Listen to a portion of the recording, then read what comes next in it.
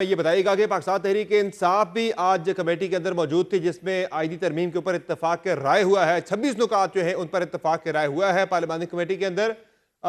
खबरें ये आ रही है कि पाकिस्तान तहरीक इंसाफ की वजह से इत्तलात आ रही है कि सिर्फ एक नुक्ते पर तहरीक इंसाफ को एतराज है, वो है सीनियरिटी प्रिंसिपल को खत्म करके चीफ जस्टिस का 3 रुकनी पैनल में से इंतखाब का जो मामला है उस पर आपका एतराज है। बाकी 25 नुकात पर तहरीक इंसाफ राजी है।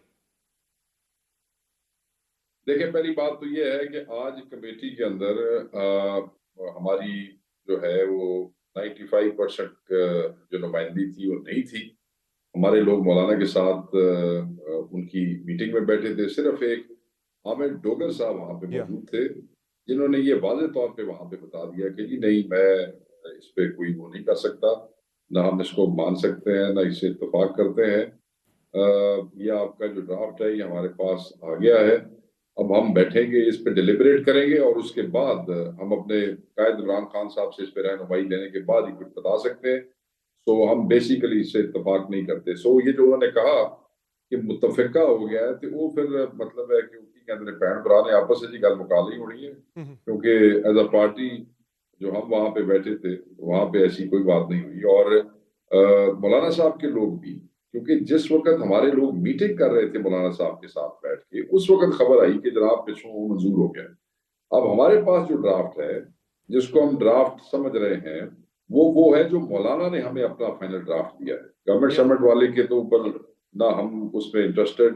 वो जो ड्राफ्ट मौलाना साहब ने इस मीटिंग के दौरान हमें दिया, जिसके हवाले से फिर बैरिस्टर गौर जो चेयरमैन है उन्होंने कहा कि ऑलमोस्ट कंसेंसस हो गया। ऑलमोस्ट कंसेंसस की मैं तशरीह कर देता हूँ कि ये जो ड्राफ्ट है ये पिछले जो 3 ड्राफ्ट हैं उनसे बेहतर है, क्योंकि सलमान अकरम राजा और बैरिस्टर कामरान मुर्तजा जो थे वो आपस में बैठ के मुशावरत कर रहे थे, और बहुत सी हमारी ऐसी चीजें थी जो हमारी वो उन तक पहुंची, और फिर अगर उन्होंने अपने ड्राफ्ट में डाली हैं तो कई चीजें सामने आ गई हैं। बट हमारे पास सिर्फ मौलाना का ड्राफ्ट मौजूद है जो पिछले ड्राफ्ट से कुछ बेहतर है, मगर वो जो चंद अहम नुक्ते हैं जिनकी वजह से हम इत्तेफाक नहीं कर रहे हैं, और कई दफा बल्कि हर दफा एक दो लेकिन वो नुक्ते ही आमिर होते हैं डोगर जिन साहब पे भी वहां बात खत्म हो जाती एक ड्राफ्ट वहां पे उठाए खड़े थे। फिर वो कौन सा वाला ड्राफ्ट था? वो मौलाना वाला ही था। है। हाँ, और वो एक ड्राफ्ट उठाए जहरा ऐसे खड़े व्हाट्सएप पे थे। भी आपको भेजा गया, आपकी पार्टी की लीडरशिप को भेजा गया मैं है, जो आपको हुकूमत की बता तरफ से ये जो मैं 26 आपको नुकात पर बता मबनी है। मैं आपको बता देता हूँ। जिस वक्त आप कमेटी में बैठे हैं तो हर चेयर के आगे एक ड्राफ्ट रख देते हैं ना। अगर वो लेके आ गए हैं तो इसका ये मतलब नहीं है कि अंदर वो उससे इत्तेफाक करके आए हैं। 4 जज बैठे हैं और फैसला हो जाता है तो डिसेंटिंग नोट अगले लिख देते हैं। इसका ये मतलब नहीं कि चौथा जज उन्होंने नाम डाल गया जी, इस चले, तरह नहीं होता। अब तो शेख तो वकास अकरम साहब, हम जो इस पे ड्राफ्ट मेरे इत्तेफाक पास है नहीं वो आपके करते पास हैं। भी है, वो पूरी तरीके से आपके पास पहुंच चुका हुआ है। 26 हम नुकात नहीं पर मबनी जो इत्तेफाक ड्राफ्ट करते, है। हम बिल्कुल इत्तेफाक नहीं करते हैं। हम ये समझते हैं ये जो थ्रू कमीशन जो इन्होंने चूज करना है, 3 जजेस में से एक जज चूज करना है, गलत है। गलत है। कमेटी के अंदर जो है वो हुकूमत की तादाद ज्यादा होगी, उसकी जी हाँ, फॉर्मेशन ऐसे मुतनासिब होती है। नुमाइंदगी होगी, बिल्कुल इसका अपोजिशन और गवर्नमेंट की बराबर नहीं इसका होगी। जी हाँ। सारे जज जो हैं फिर वो इसी खुशामद में लगे रहेंगे कि मैंने पैनल में आना है और मैंने चीफ जस्टिस बनना है और मैं हुकूमत की खुशामद करूं ताकि हुकूमती कमेटी मुझे चूज करे। This is wrong. आप जजेस का बैलेंस इस तरह खराब नहीं कर सकते, उनके इख्तियारात पे उनकी आजादी के ऊपर इस तरह हमला नहीं कर सकते। सो दिस इज सीनियर जजेस यही काम करते रहेंगे कि मैंने चीफ जस्टिस लगना है, हुकूमत को मैं राजी करा, सारे फैसले हुकूमत के हक में कर दूं। फिर कल हमें ये इसी खाते में फिर वो जो कॉन्स्टिट्यूशनल बेंच के हवाले से जो उसकी फॉर्मेशन के हवाले से जी हाँ। और कॉन्स्टिट्यूशन वाली बात हो रही है, उसमें भी कल फिर ये चीजें वही ले जाएंगे। हमारे लोगों को फिर मिलिट्री कोर्टों में लाके खड़ा कर देंगे और फिर जाके जनाब वो उस तरफ चले जाएंगे। तो ये सब नहीं चले, गलत है। ये कमीशन ऐसे वाला ही है मामला तो उसमें एक किसी हद जगह तक पे ठीक नहीं हो गया शेख वकास अकरम साहब के? वहां अब आईनी अदालत बनाने की बात हो रही थी और आउटगोइंग चीफ जस्टिस को वहां पे उस अदालत का चीफ जस्टिस लगाने की बात हो रही थी कि जिसमें सियासी जमात को करदम करा देने का इख्तियार भी उसी अगर आईनी आप अदालत को इसको देना था। डीपली जाए, बाकी जो अगर आप अज खुद इसको का मामला गहराई हो में गया, जाए, तौहीन अदालत का मामला हो गया, साहब उसको देने थे, वो तो तकरीबन सारी चीजें वापस ले ली गई हैं। वो बेंच होगा इसी सुप्रीम कोर्ट के अंदर होगा। ठीक है, ले ली गई होंगी, मगर जो असल मामला था वो तो जूं का तू है। हम्म। ये अपनी मर्जी का चीफ जस्टिस लाना चाहते हैं, हम्म। और ये वो चीफ जस्टिस लाना चाहते हैं जो अपनी मेजोरिटी से चुने। और इसमें एक शेक ये भी ड्राफ्ट में ये भी है कि अगर नॉमिनी जो है वो डिनाई कर देता है तो फिर जो उससे अगला सीनियर होगा वो ऑटोमेटिकली सामने आ जाएगा। यानी कि अगर जस्टिस या इनकार कर देते हैं तो फिर जस्टिस नवीरुद्दीन वहां पे आ जाएंगे।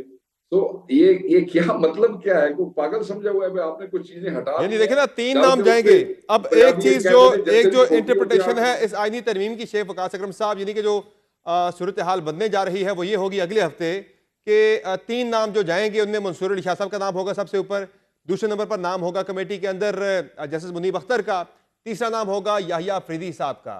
तो इनमें से किस नाम पे आपका एतराज है कि ये नाम कम से कम नहीं होना चाहिए तीनों में से, या ये बन गया तो ठीक नहीं होगा?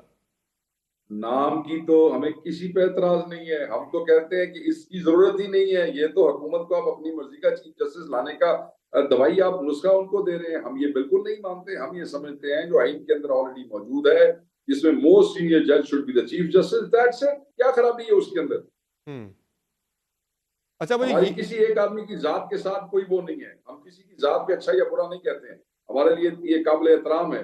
मगर सीनियोरिटी प्रिंसिपल जो आइन के अंदर लिखा हुआ है, ठीक है, उन्होंने तो चेंज करने तहरीक की जरूरत नहीं है इंसाफ का भी तो कि असल जो मसला है वो इनको यही था, वो भी एक शायद एक शख्स की जात से जुड़ा था, जो इंप्रेशन आ रहा था। मैं क्लियरली बात कर रहा, मैं कह रहा हूं एक इंप्रेशन जो आ रहा था पिछले महीने से, जब आप बार बार इस बात पे इसरार कर रहे थे कि हुकूमत मंसूर अली शाह साहब का नोटिफिकेशन जारी करे, तो अब आप तहरीक इंसाफ को भी एतराज यही है शायद कि वो हम मंसूर अली शाह साहब इसलिए का कह चीफ रहे जस्टिस थे बनना मुश्किल हो गया है।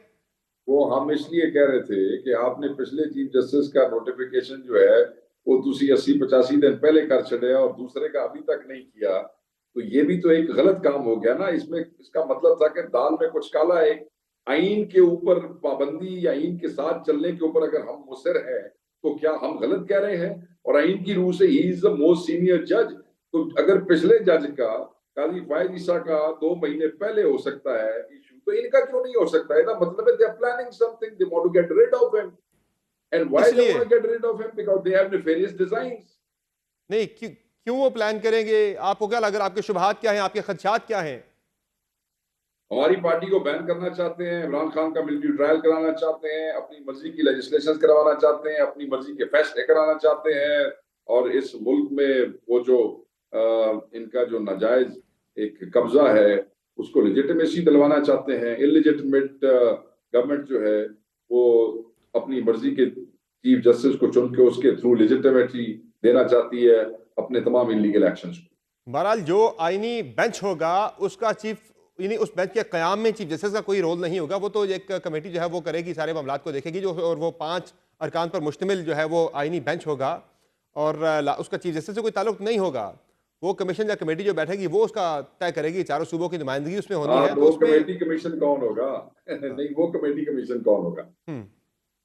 उसमें हाँ? नहीं, उसमें तो ज़ाहिर उसकी कंपोजिशन पे तो बिल्कुल एक एतराज़ होगा, आपका बनता भी है कि ज़ाहिर उसमें मुतनासिब नुमाइंदगी होगी, उसमें इक्वल रिप्रेजेंटेशन नहीं होगी अपोजिशन गवर्नमेंट के बंदा एक गल वहाँ तो पे फिर ज़्यादा उत्थे ही होगा। आ गई ना सर। जी मतलब हाँ। है कि चीफ जस्टिस, पहले तो हम कहते हैं कि चीफ जस्टिस जिसका हक बनता है इनके मुताबिक उसको होना चाहिए। पहले आप अपनी मर्जी का चीफ जस्टिस लेके आए, फिर उसके बावजूद आप बेंच का इख्तियार अपने पास रखे। मतलब आप ये चाहते हैं कि हर शय उसी कल कोर्ट ही मुका दो यार। फिर अच्छा, आप कोर्ट ही करेंगे खत्म क्या? करो, केड़े रौले आप पे? करेंगे क्या? आप तो कह रहे हैं कि आपको बिल्कुल नामंजूर है ये सारा प्रोसेस, अब क्या करेंगे? लायामल क्या है इसको रोकने खान के साहब लिए? के सामने लेके जाएंगे जी। खान साहब, हमारी रेड लाइंस हैं कुछ। हम अपने कायद की रहनुमाई के बगैर किसी हद तक जा सकते हैं, जिसकी उन्होंने हमें इजाजत दी है वहां तक हम जाते भी हैं। मगर कुछ चीजें हैं जिन पे उनकी रहनुमाई अशद जरूरी है। उस हवाले से कह दिया है बैरिस्टर गौर ने कि सुबह जो है वो मुलाकात होनी चाहिए।